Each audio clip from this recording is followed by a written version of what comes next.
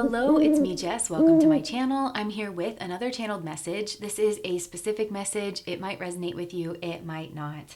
Okay, so I definitely feel like this message is coming through for somebody who is struggling. This is something to do with cheating. This is something to do with like an attraction to a person that is in a committed relationship, is married, is off limits here in some way. And you feel you feel strong feelings here for this person. But I feel like you've been trying to understand these feelings through a spiritual lens. And you've probably been asking, I'm hearing like you're asking God, you're asking your guide teams, like why? Why this experience? It seems so unfair. Why would I have these strong feelings for a person and I can't act on these feelings? This just feels like torture. It feels like cruelty. I don't understand the purpose of this. Help me understand the purpose of this. So the first thing that I'm getting is that because you're right, you cannot act on these feelings in the external world without running into some kind of karmic problem, a morality problem, harming other people, right? You can't do that. And because you can't act in the physical world, this is instead pushing you inwards. This is bringing you on an inner journey. And I literally am seeing the hermit and it's turning the inner light on and you're doing some exploring in that inner realm. I do feel like this is kickstarting, or it has the potential, depending on how you're meeting this energy, it has the potential to really kickstart a spiritual journey for you in an amazing way, in a very strong, I just heard like vicious, but it's coming across like in a very good way, in a very strong way. And I am hearing the serenity prayer as well. God grant me the serenity to accept the things I cannot change, courage to change the things I can, and the wisdom to know the difference. And I feel like this experience, it is teaching you how to surrender to currents and to things that are bigger than yourself, to try and hear the voice of God and to try to navigate the situation from a spiritual level, which requires a lot of receptivity, which you have to quiet the mind and you have to do some digging around, right, in order to kind of piece all of that together. But a major part of the spiritual journey and living a spiritual life is kind of surrendering to the Tao, right? And to surrender to the Tao, which is God's will and the pulses of God, like through our world, and to recognize that that's our highest path, is we have to kind of overcome our own ego. So this is teaching you how to hear the difference in those two voices, I feel like, because you have to calm down and you have to kind of go on that spiritual search in order to try to disentangle those voices within your own self. So right there's a lot of benefit that can potentially come from this situation, but wait, there's more. Because I'm also hearing the word Gemini. And to me, Gemini is yes and energy. So it's holding two opposing truths in equal balance that don't seem like they should kind of be able to be held at the same time, or that they should be contradictory in some way. And I feel like you've got two levers in this situation: feelings and actions, right? And you're trying to understand how feelings and actions kind of go together. And I am hearing karma in regards to this. So you could have been in karmic situations. Maybe this was one of them in a past life, where things kind of went wrong because you didn't have these two energies in balance and in harmony with one another. And it's different principles that apply to feelings than apply to actions. And I think that's something here that you are learning. Let me tell you what I mean. So I try to really hold this balance in terms of the messages that come through on my channel, because we do have to hold these in just the right way, right? So on the one hand, we have our feelings, and you can't fault yourself for having feelings. And for some of you, I think you need to hear that. Like, don't hate yourself for having the feelings. It doesn't make you bad. It doesn't make you wrong. It doesn't make you dirty for having feelings. I remember when I was young, my mom literally told me, she was like, you don't stop being attracted to people just because you get married.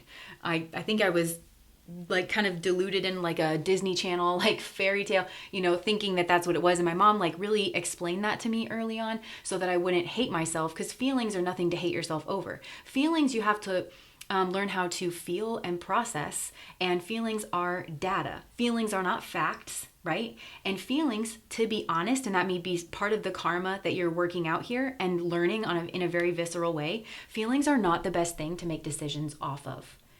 Okay, but they can tell us a lot about ourselves. And I think some of you, again, this is a part of that inner experience as well, because you're kind of poking around trying to understand your feelings, and putting you in this kind of conundrum situation may have encouraged you to explore around in your feeling space, and definitely in your shadow, like the feelings that you're uncomfortable with, and things that you've kind of, pushed down, you don't want to look at. It may have actually gotten you to look around, where maybe if you hadn't been put in this situation, you wouldn't have been as inclined to do that. And I just heard pay dirt. There's really a lot of good that can come from doing that. So I think in trying to understand your feelings here for this person, some of you may understand certain things about yourself and about like that shadow, that scorpionic energy. You may come to understand certain things about your traumas that have been kind of controlling your behavior, or your fears.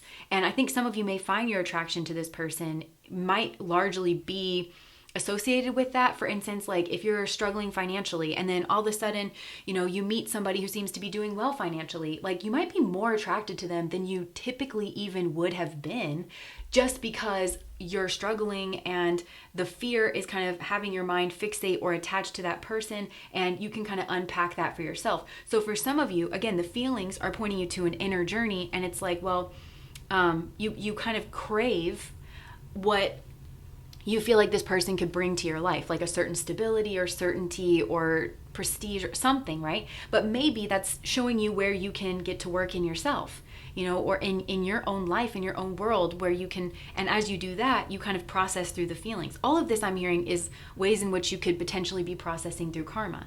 Now, I'm not saying that's going to be the case for all of you. Some of you, like, your feelings are coming from a very coming from a more solid place than that, right? But that goes into the connection between feelings and actions, because remember I said different things kind of apply. Because while feelings, we can't control our feelings, we have to learn how to process our feelings, and feelings are data. Feelings are not facts, but feelings are data. They're trying to help us to understand certain things about ourselves, right? So learning how to beef ourselves up in that arena, that inner arena, and deal with that in a very mature, nuanced way, and ourselves, and love ourselves through that process, that has to do with the inner world, right? But the actions has to do with the outer world, and different principles do apply. While our feelings we cannot control, our actions we absolutely can control, and we are expected to control, and we should control our actions to a reasonable degree. So that begs the question, what should be guiding your actions? And again, I feel like that's a part of the karma that you're kind of twisting around with. What should be guiding your actions? Okay, because you have these very strong feelings. But I've studied psychology, I've been in therapy, and I'm not saying you have to agree with me here, but what I've learned over the course of my life is that values guide your actions. Values are guiding lights. And in order for us to fully embody our values, we have to have other things like self-discipline. We have to have things that we think are worth sacrificing for. So again, this goes back to this inner journey. And I think for some of you, you're going to realize it is like the social fabric of our communities. It's, you don't want to tear families apart. You want to respect yourself when you look in the mirror. Like there's certain things that it's just not worth destroying because you had a feeling, and actually when you look at the broader picture and the broader context, now you have more complex feelings that are attached to this. And it's not just your feelings. There's other people's feelings and other people's well-being, to kind of consider here. And all of this is love, is what I'm hearing. All of this is love. Now, when it comes to actions here as well, I am hearing that like values, what's worth sacrificing for, applying discipline, because the word karma roughly translates to action. Karma translates to action, right? And have you ever heard things like, you're not punished for your anger, you're punished by your anger, you're not punished for your jealousy, but by, and actions, right? Actions have consequences.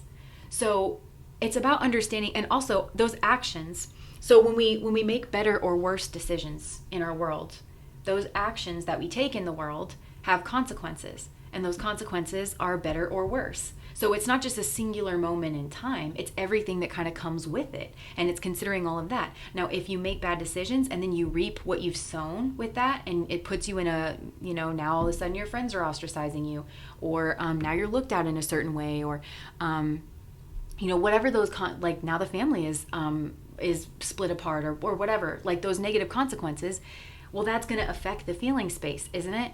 You're going to have more negative feelings that you are going to have to contend with. So there's a relationship, there's a flow between these two realms here as well.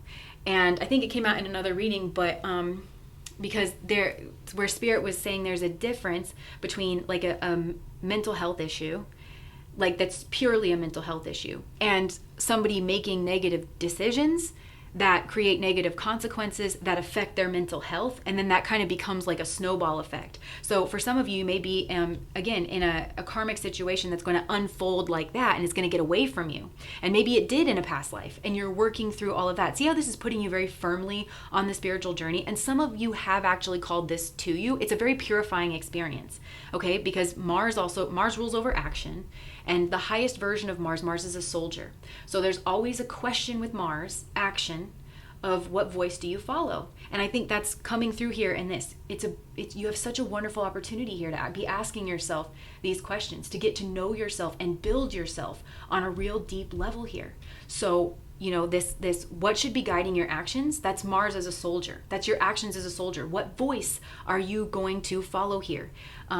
Lead me to the rock that is higher than I. This is the superego, right? And in the psyche, in Freud's theory, right? You've got the id, which is the animal impulse. It's the lower nature, right? It's I don't think things through. I might as well have incarnated as a squirrel because I'm not going to use my higher order human emotions, and I'm going to justify all of it. That's the id, right?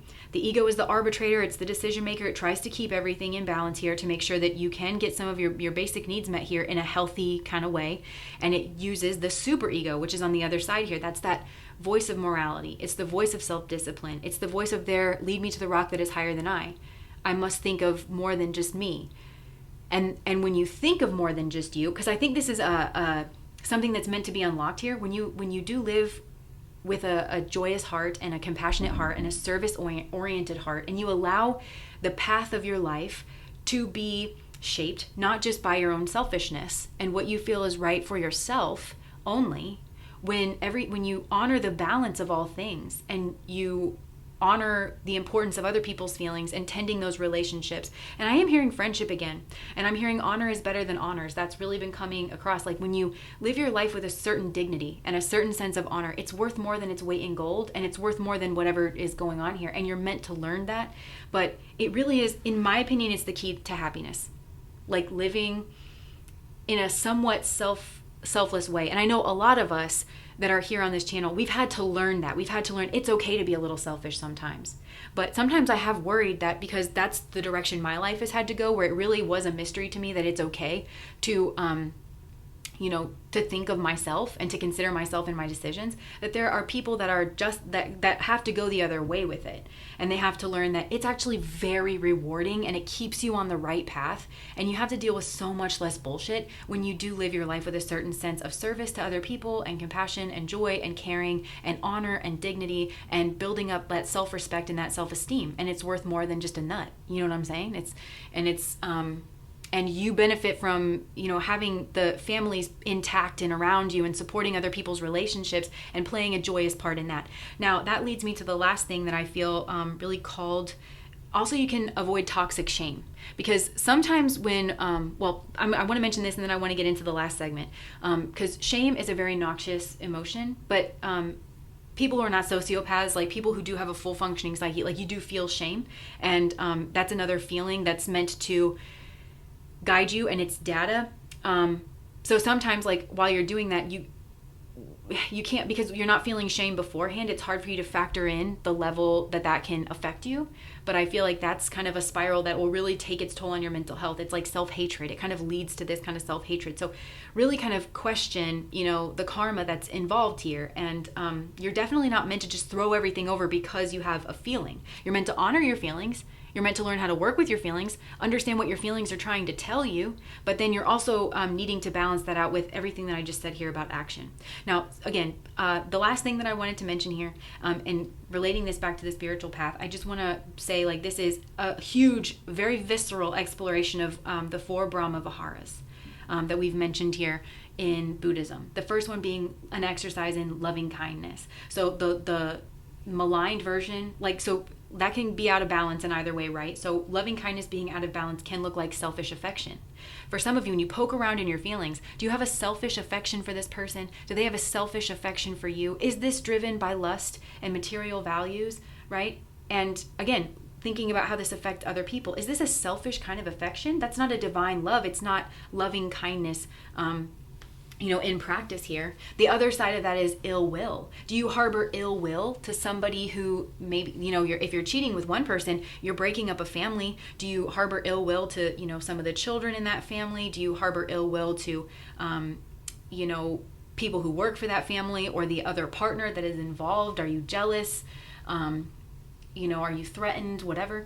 The second Brahma Vihara is compassion. So when compassion is out of balance, on the one side you have pity.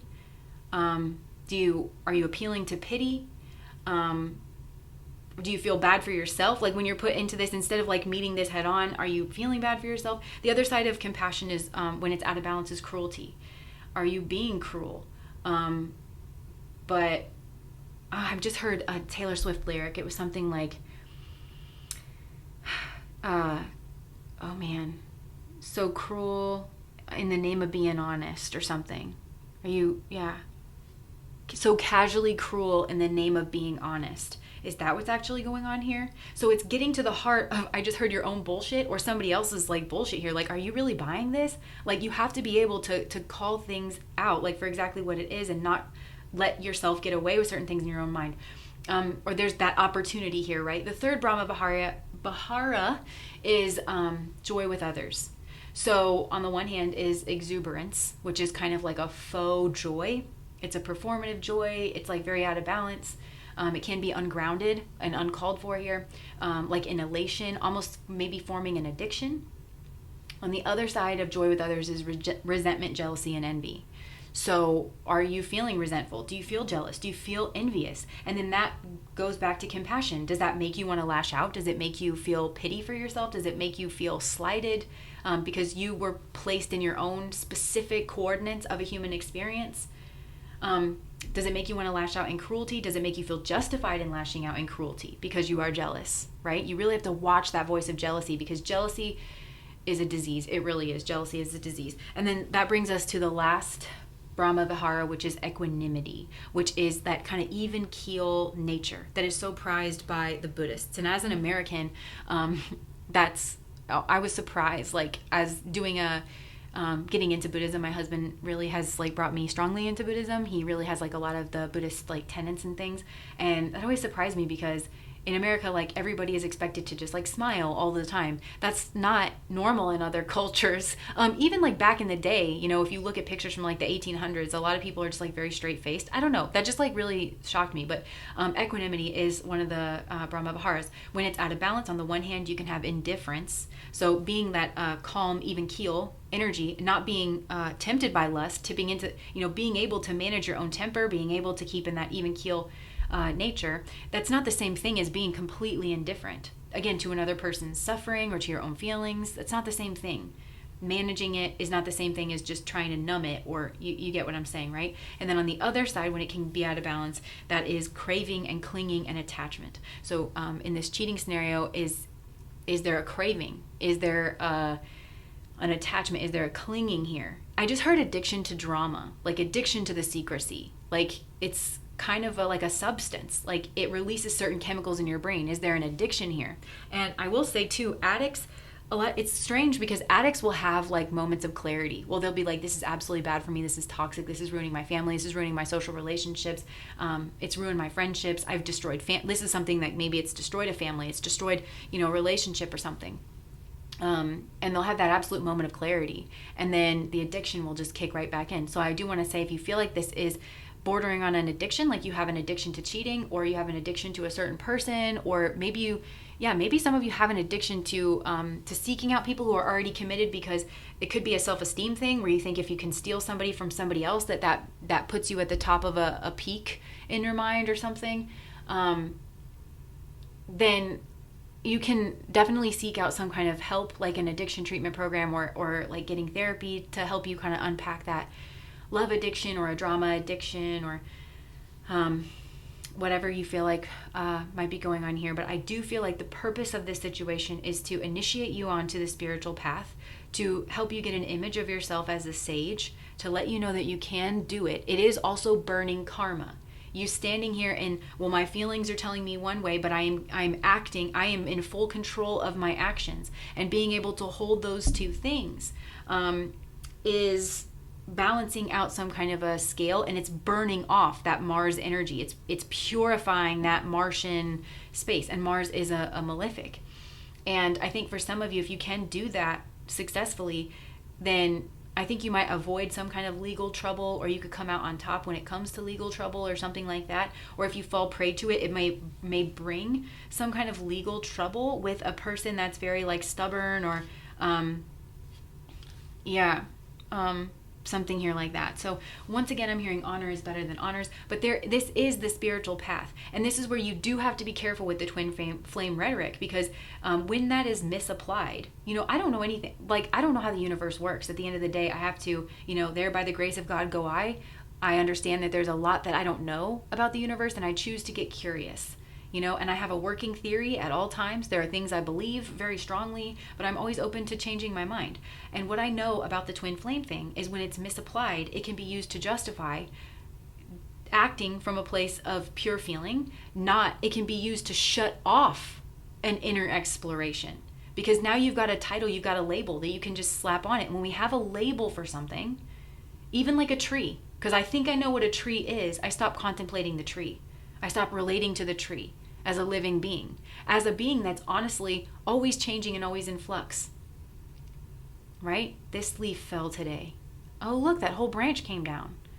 Oh, look, the leaves are starting to fall. Like, you stop being kind of in relationship to it, because you have slapped the label on it. And sometimes to know a thing is to kill a thing. So you want to make sure that your mind and the way the mind works, and labels and trying to understand all these things and concepts, just make sure that it works for you, that it's leading you to the rock that is higher than you, that it's leading you down a path of curiosity and openness, and not to becoming more dogmatic, and not to shutting down that inner experience, because that's what this is all about. It really is meant to initiate you. For some, I heard it got you praying again. It got you praying again. And I'll just close it up with the serenity prayer one last time. God, grant me the serenity to accept the things I cannot change, courage to change the things I can, and the wisdom to know the difference. So that actually just summed it up, didn't it? God is one reason why this is happening. Serenity, learning serenity, courage, and wisdom. Serenity, courage, and wisdom. I just heard be strong. Learning how to be strong, learning what actual strength is. Because actual strength can actually involve surrender and sacrifice, right? So when we sacrifice something, we say, I'm not going to take this opportunity. I feel like I could, but I'm not going to take this opportunity. We sacrifice something. Sacrifice is to make sacred. And I feel for some of you, there was a hidden path here. If you don't cheat, it is potentially opening up a pathway to a sacred partnership, a genuinely divine partnership, if you will just hold out here. Honor is better than honors. Okay, that's what I have for you. If that resonated, please like, comment, and subscribe to my channel. Bye.